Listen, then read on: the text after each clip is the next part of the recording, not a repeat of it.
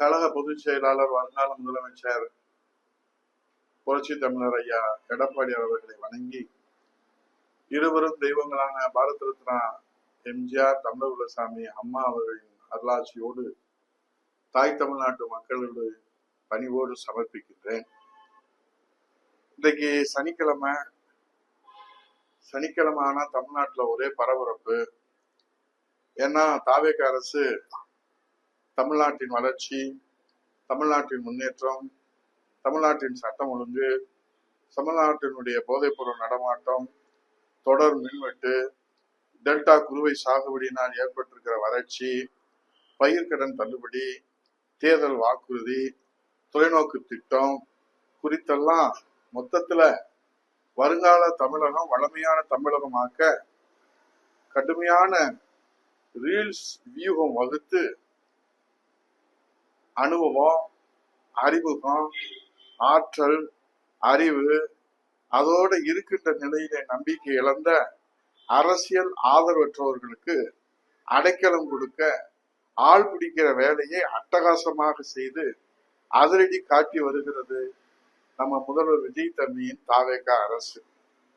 ஆனா வாசல் தேடி வருகின்ற அரசியல் ஆதரவற்றவர்களுக்கு மானமுள்ள மரியாதையுள்ள வரவேற்பு மட்டும் யாரும் எதிர்பார்க்க கூடாது.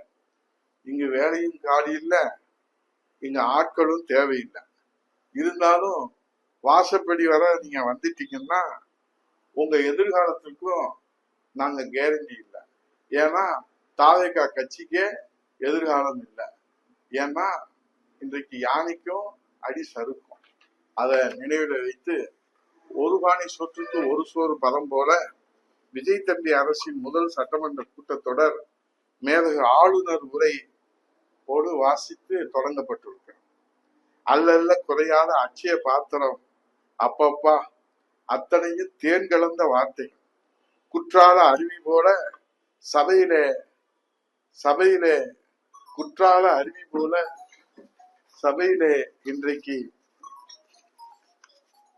குற்றால அருவியே வந்ததை போல தேன் கலந்த வார்த்தைகளுக்கு குறைவேதும் இல்லை.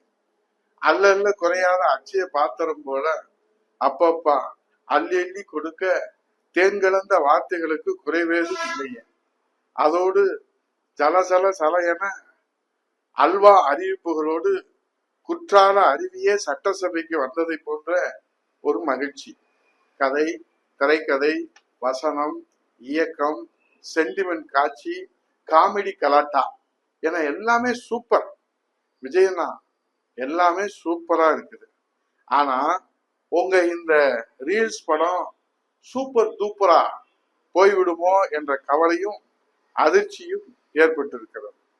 ஏனென்று சொன்னால் இன்றைக்கு நீங்கள் சட்டசபையிலே இருக்கிற மௌன விரதமும், டெல்லியிலே போய் நீங்கள் காட்டுகிற மௌன விரதமும், மக்கள் பிரச்சனைகளுக்கு நீங்கள் கடைபிடிக்கிற தொடர் மௌன விரதமும், சட்டசபையில எழுப்புகிற கேள்விக்கு துறை சார்ந்த அமைச்சர்கள் காட்டுகிற மௌனமும் மொத்தத்திலே நடப்பது தாவேக அரசா மௌன அரசா என்பதுதான் தமிழ்நாட்டு மக்களுடைய கேள்வி. தாவேக அரசின் மௌன புரட்சிக்கு மக்கள் புரட்சி எப்போது வரும் என்பதை பொறுத்திருந்தான் பார்க்க வேண்டும். உதயகுமார் அதற்குள்ளேயும் ஒரு மாத காலத்திலே என்ன நடத்திவிட முடியும் என்று எல்லோரும் கேட்பது எனக்கும் தெரியும்.